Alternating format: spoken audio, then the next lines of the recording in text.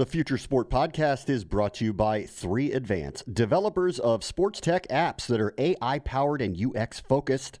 So if you're looking to create some apps for your startup or your sports biz calls for some artificial or business intelligence, you should check out 3Advance. They're incredible. Go to 3advance.com. That's the number 3advance.com.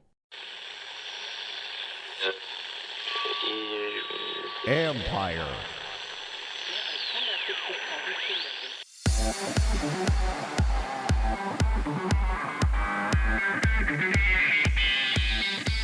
Let's talk about the media before and after a pandemic.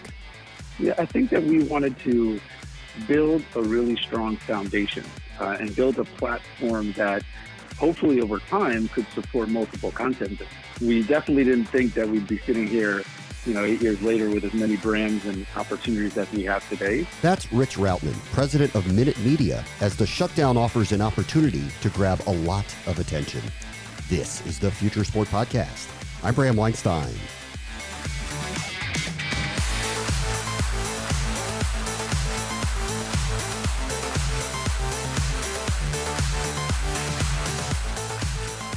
Rich Routman's Minute Media has been buying some major properties, including the Players Tribune, and they're positioned at the top of this new digital landscape. Where things are going, that remains guesswork, but Rich and his team, they've been guessing right often. Later, Alex Silverman from Morning Consult talks about what people are watching right now without sports. But first, the future is now, where a massive audience tuned into a unique NFL draft.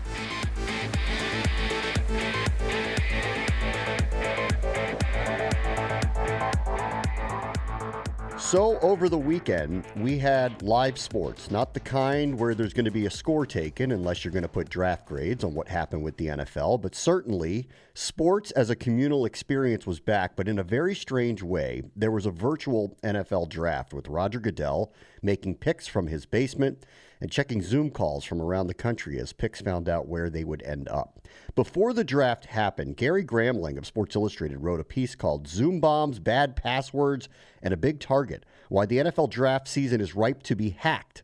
So here we are with the draft over, Gary, and your review of them getting hacked is what? Certainly the broadcast went off without a hitch, which we kind of suspected. I had spoken to some folks over at ESPN, and their message was kind of, hey, yes, we have some challenges here. There are fewer engineers in the building. We're setting up some of these remote locations with as limited human interaction as we can do. But they kind of said the security apparatus for them is in there 24/7, 365. That's what they do. They gather information and they put it out there.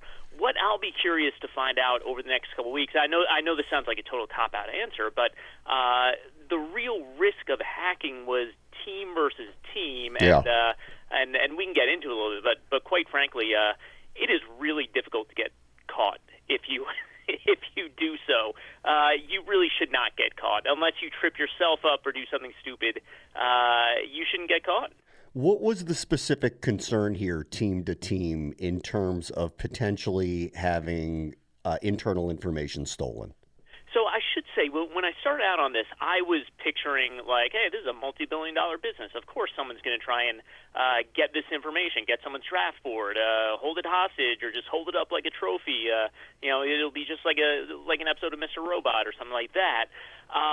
When I talked to security experts, they tended to say the real risk is going to be, when you're looking within various industries, the risk is always competitors sort of going after each other, and then whether it's sneaking onto a conference call or so someone hasn't properly protected their shared Google Doc, they think it's private and it's not private, stuff like that.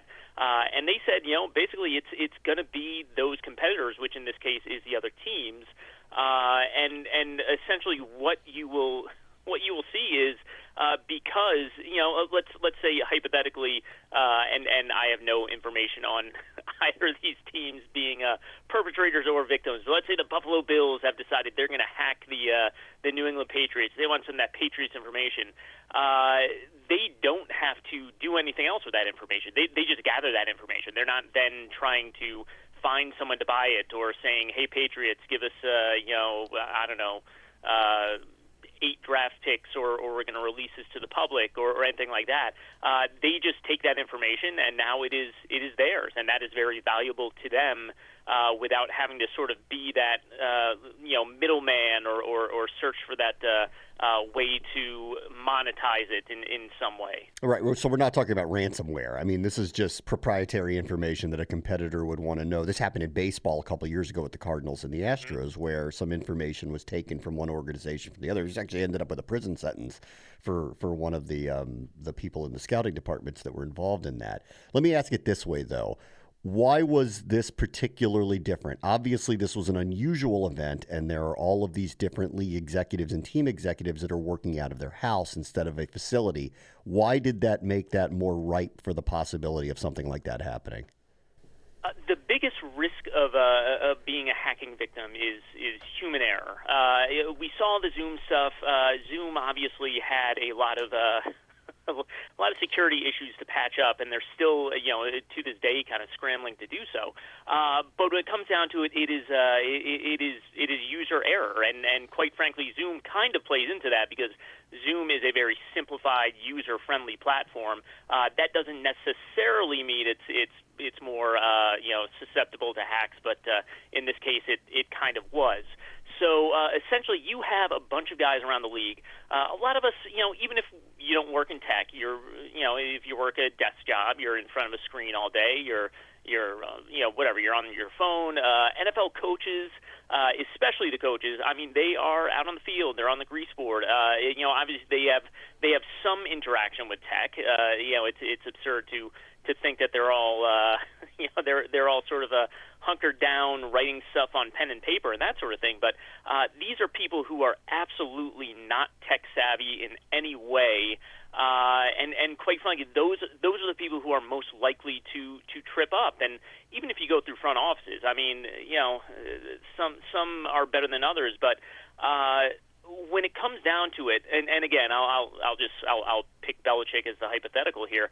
Let's say Belichick loved, or I shouldn't say loved, but really got used to using Zoom, and the Patriots IT department had decided, like, boy, this thing is really susceptible to hacking. This is really putting us in a bad spot. Someone go to Bill Belichick and tell him he's going to have to learn a new program 3 weeks before the draft or whatever it is, and Bill Belichick is he's a flexible guy. Maybe he's a good sport about it, but there's a very good chance he's going to say, I'm not doing that. Go away. And considering he used his dog to make a draft pick in the middle of the draft, I'm going to guess that go away was probably the answer he gave. Gary Gramling from Sports Illustrated, thank you so much for joining us. You got it, Brian. Up next, Rich Routman, president of Minute Media, who will be staying ahead of the curve when Sports en Masse returns. This is the Future Sport Podcast.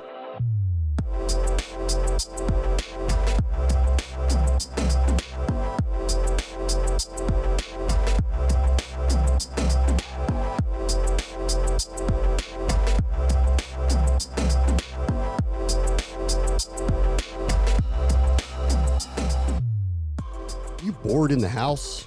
Bored at home? Bored?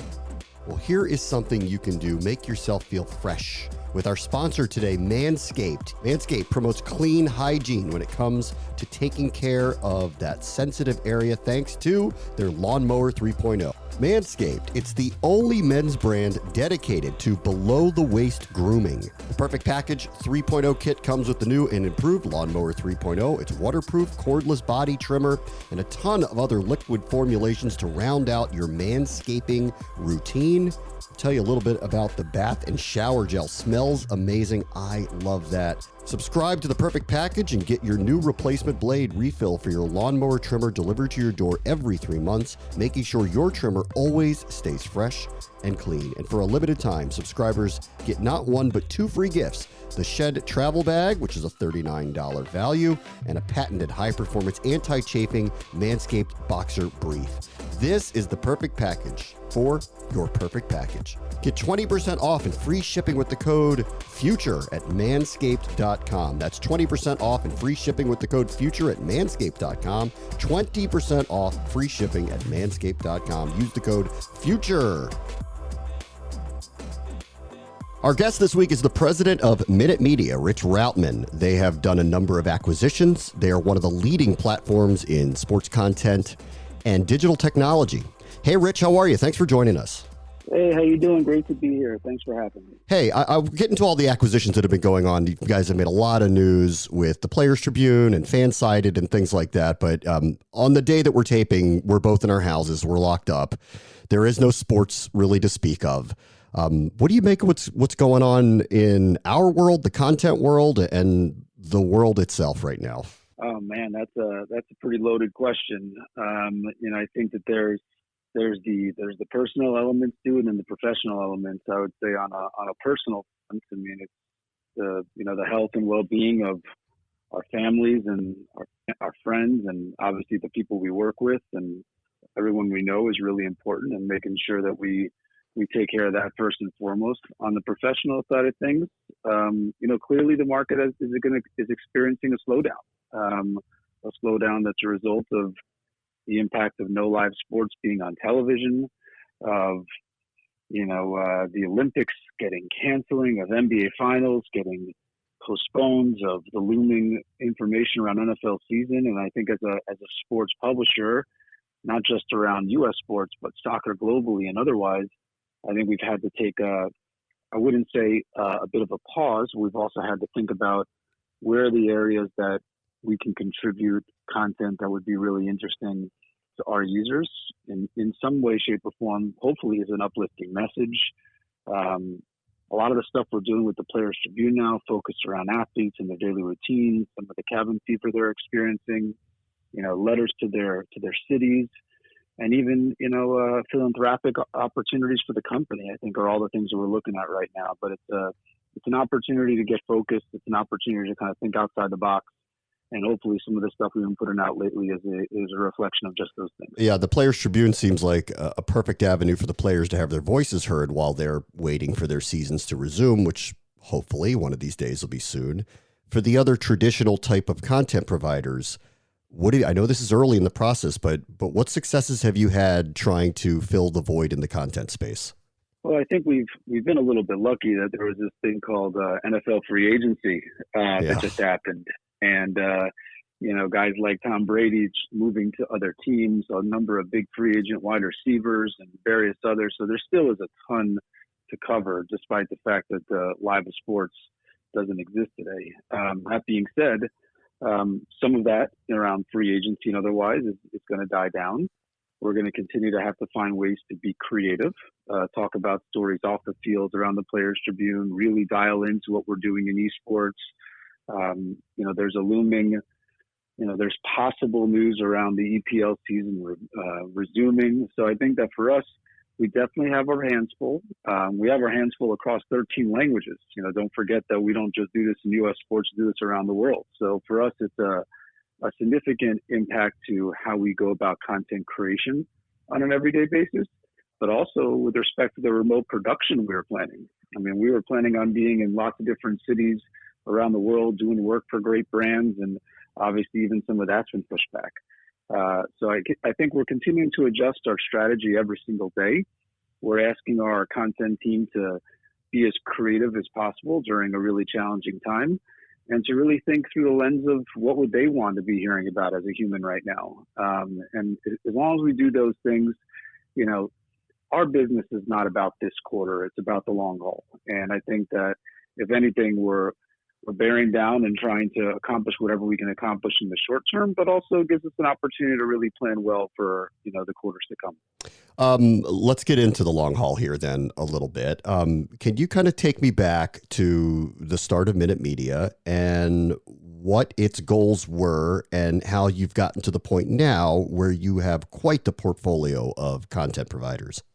Yeah, I think at the start of Minute Media, we definitely were not as aspirational as maybe we are today. At the start of Minute Media, we wanted to build a technology platform that addressed the kind of changing needs of the newsroom. The fact that there was going to be a lot more external content creators than internal, the ability to do that across multiple languages and formats, the ability to do it across multiple connection speeds and have an experience work in Brazil in the same fashion as you work in the U.S. So for the initial goings of the business was really about building the technology that could enable an entry for us into the publishing space.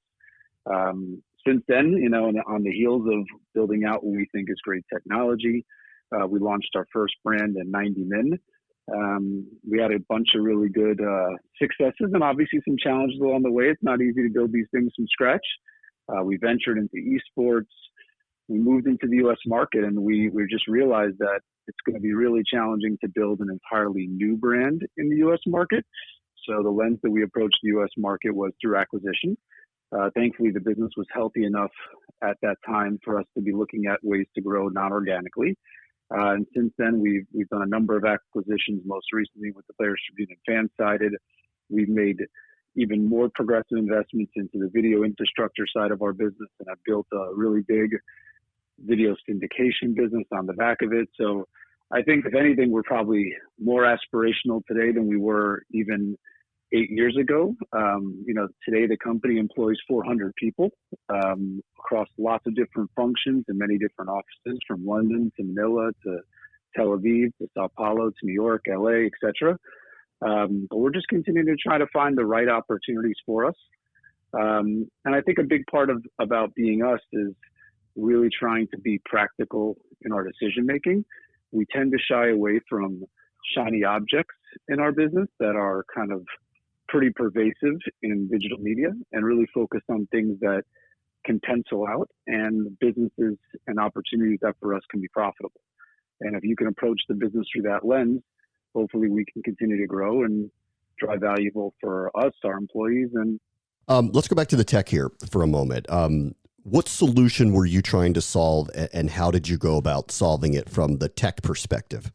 Yeah, I think that the solution we tried to solve when we first started is much different than the solution that we solve for today. But, if you ask Asaf, my partner, our founder and CEO, and our founder, when we first got the business going, there was this business called Bleacher Report that was just coming up, and they were proving that, fan content creators could be really interesting. And the whole vantage point that we wanted to address at that time was building a technology platform that allowed for these fan content creators to build really great stuff with the right layers of curation and editorial management. So for us, it was initially enabling fan content creators around the world to still create and distribute great stuff. Obviously, that has changed for us over a long period of time. I mean, almost over 80% of our content across all of our brands now is done by full-time employees of the business. But initially, it was set up to create tools for fans to become content creators.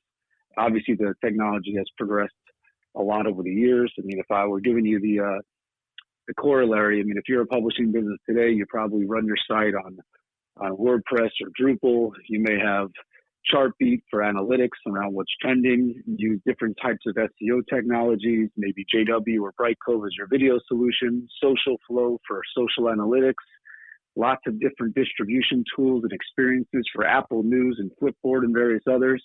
If you really take our technology and make it really simple, it's all of those on a single platform, from the creation of the written word to the creation of video to distribution across every possible channel, through a single dashboard that allows both the content people but also our distribution teams to really rely behind. So it's an efficiency opportunity for businesses that I think, from our standpoint, you shouldn't have to work with 15 different technology vendors. And in our business, we only have to work with one, and that's us. Did it pivot to you wanted to have the portfolio of acquisitions like Players Tribune? I guess what I'm asking is, initially, did you look at the business as, we're going to build this tech and we're going to supply it to all these content providers? Yeah, I think that we wanted to build a really strong foundation and build a platform that hopefully over time could support multiple content businesses. We definitely didn't think that we'd be sitting here 8 years later with as many brands and opportunities as we have today.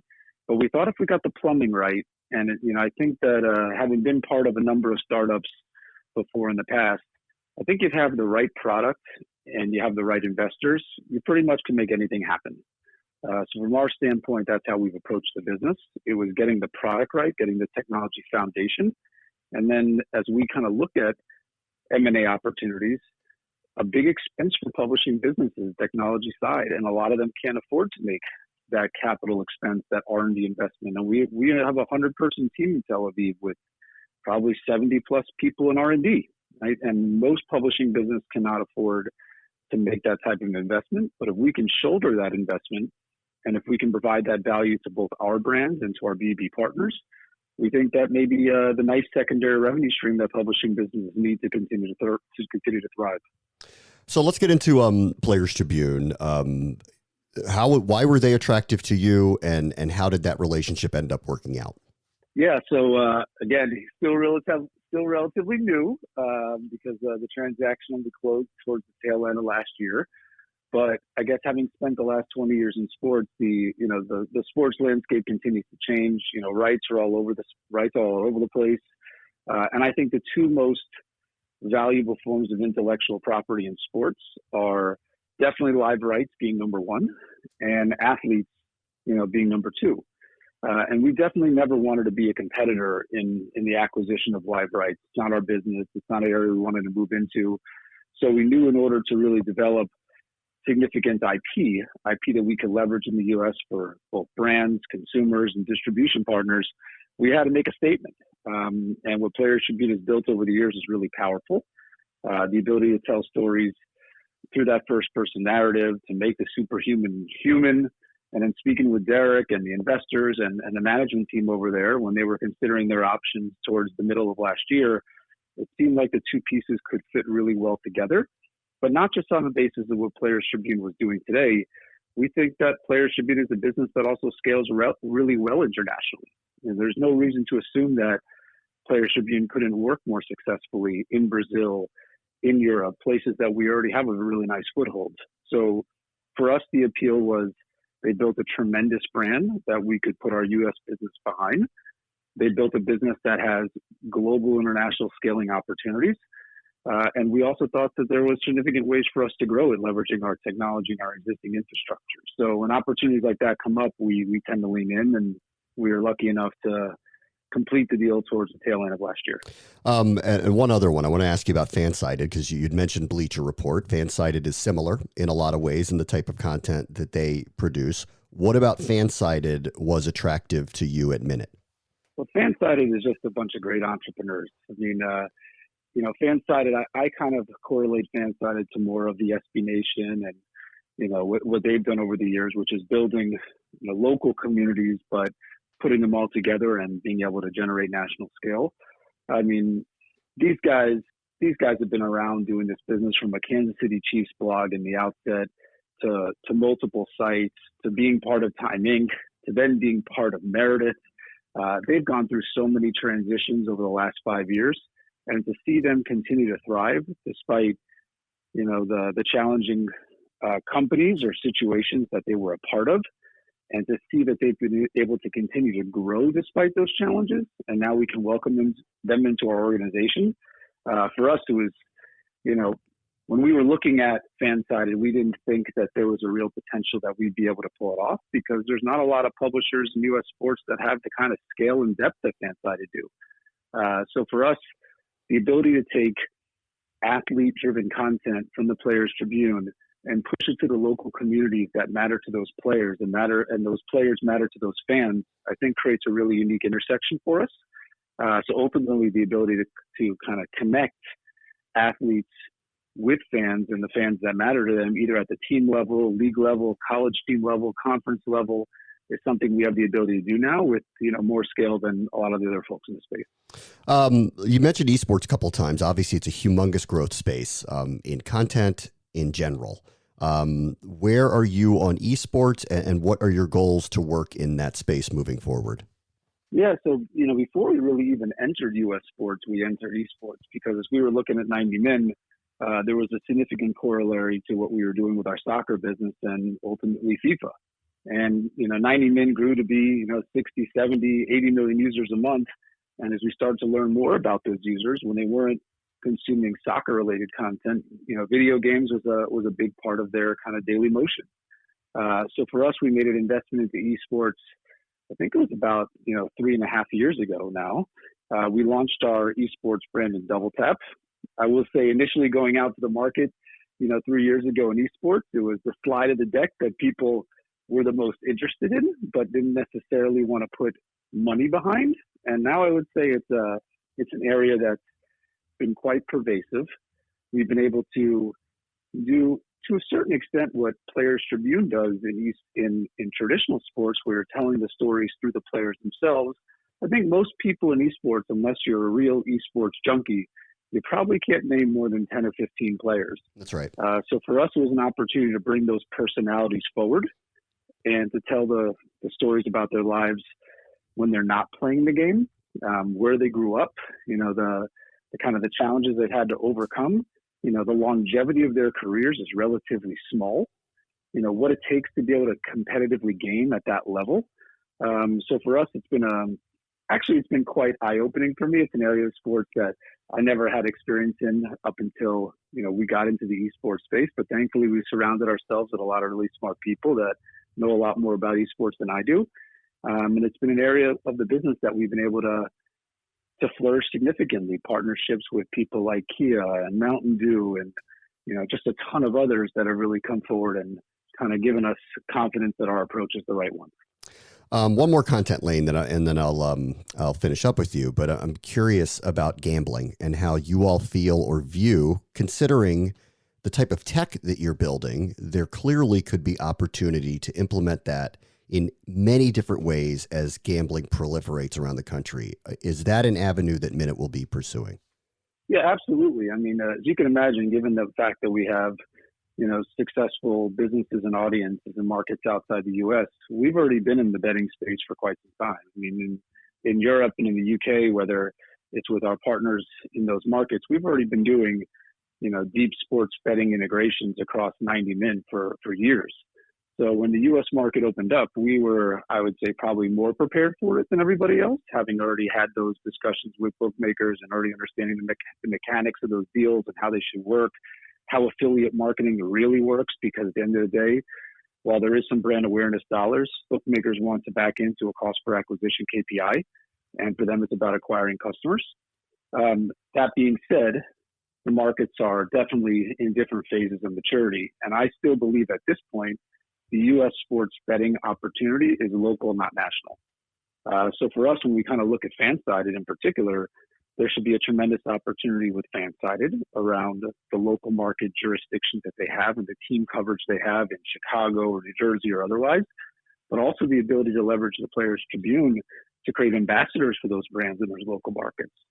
And so I think for us, we have a specific strategy geared towards sports betting from a technical and product perspective, from a content perspective, but I think you should expect over the course of at least the next 12 to 18 months for our sports betting strategy to be very local in the states that are already regulated, rather than wasting opportunities right now around data collection in states that may not come online for 3 to 5 years from now. Okay, I'll let you go with this. It wasn't that long ago that I was sitting at ESPN and we would sit there and look at companies like yours and Bleacher Report and all these others that you named and go, why aren't we nimble enough to do this? And clearly the content space has changed dramatically, mainly through the tech and a lot of it that you built.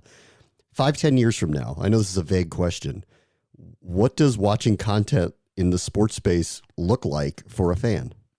Oh my goodness. That's one I'm, so gosh, if I'm thinking, I don't know that, I still think that there's a significant opportunity for television. I mean, TV is not going away, but I do think you're looking at a different type of cable opportunity. You are looking at much different products around the mini bundle than you're seeing today in today's market.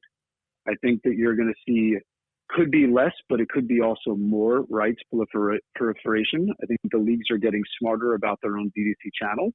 But I think that, to be fair, I really think that sports betting is going to probably play the biggest role in the changes that we're all going to experience in sports over the next 10 years. I mean, if you really think about it just in sheer numbers, there's not going to be another $500 billion business in sports that is going to grow from scratch in the U.S. in the next 10 years other than sports betting.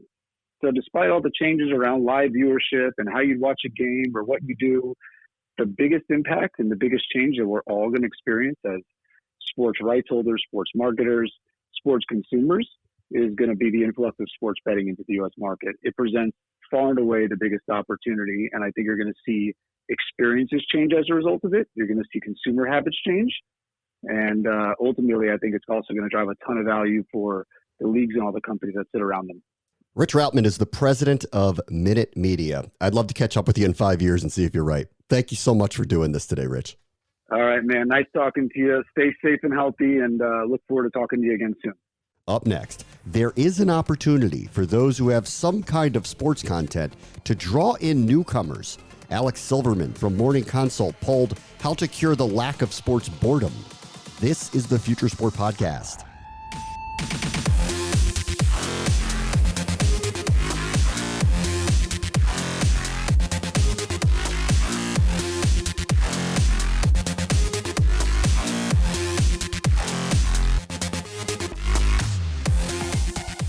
The Future Sport Podcast is brought to you by 3 Advance. So let's take a moment to thank our friends at 3 Advance. These guys are ranked one of the nation's top app developers. Their user experience and cloud expertise has helped grow a bunch of sports tech startups, including Team Builder, T-Box Tour, and in-game fantasy. So if you're looking for a development partner to bring your future sport tech to life, look these guys up. Go to 3advance.com. They're the team to make it happen, and advance you will. That's the number 3advance.com, and tell them Future Sport sent you.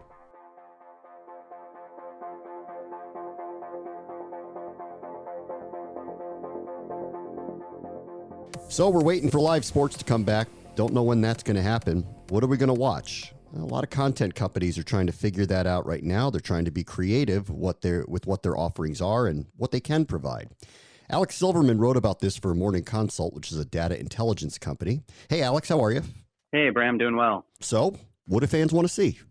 Well, we did some polling about a week into the sports shutdown about the sort of content that fans are interested in as alternatives to live sports, ranging from, things like sports documentaries, which were fairly popular, and, there was a decent amount of interest in as a replacement programming for live sports, to, obscure sports, which ESPN, has tried with their Ocho promotion, turning ESPN2 into ESPN the Ocho and showing a day's worth of obscure sports.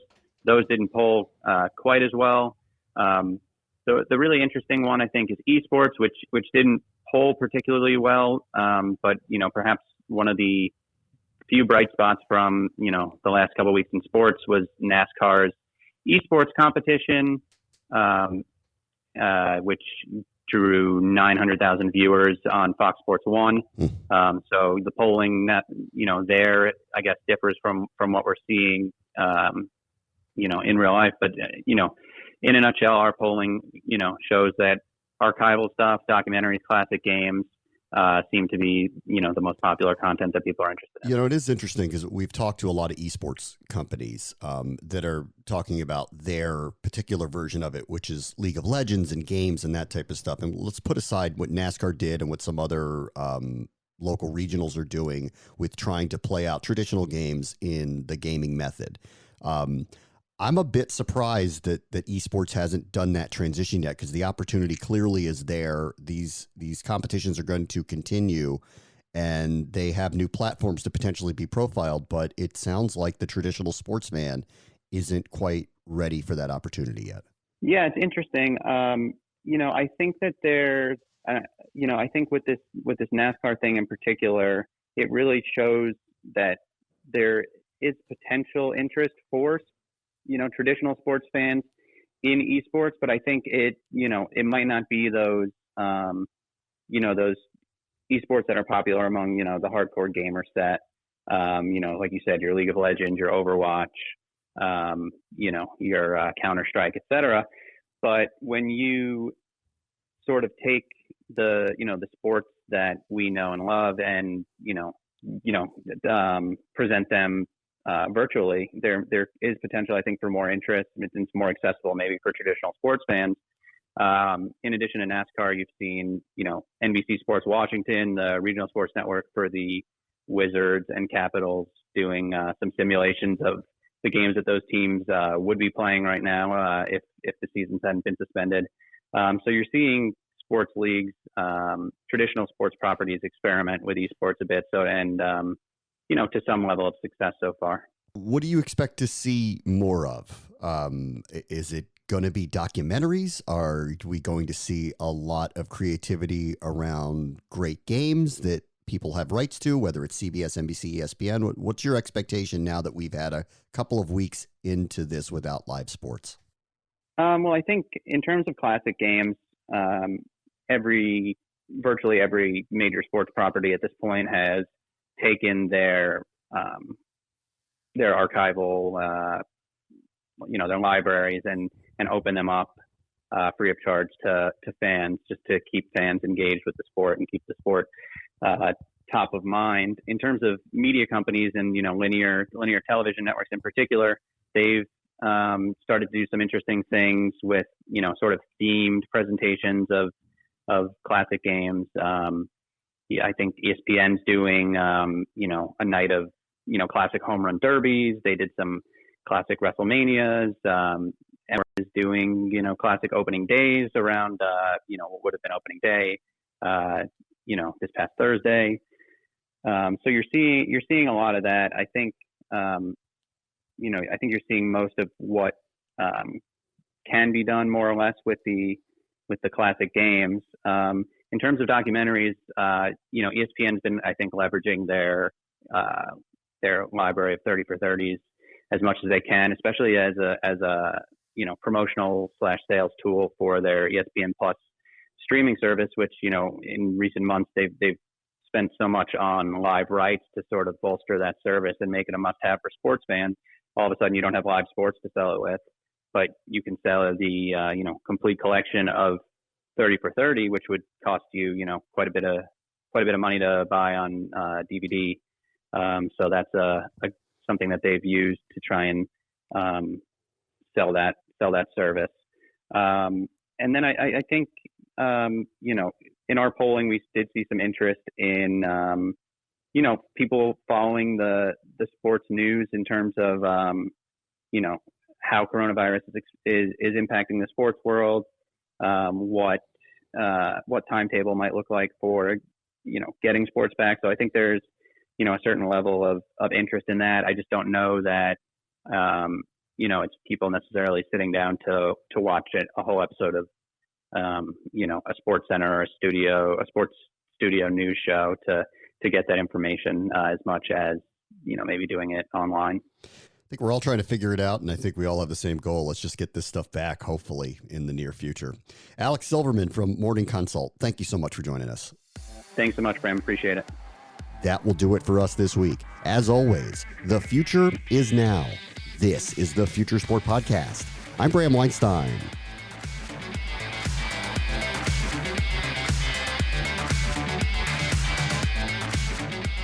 The Future Sport Podcast is brought to you by 3 Advance, developers of sports tech apps that are AI-powered and UX-focused. So if you're looking to create some apps for your startup or your sports biz calls for some artificial or business intelligence, you should check out 3 Advance. They're incredible. Go to 3advance.com. That's the number 3advance.com.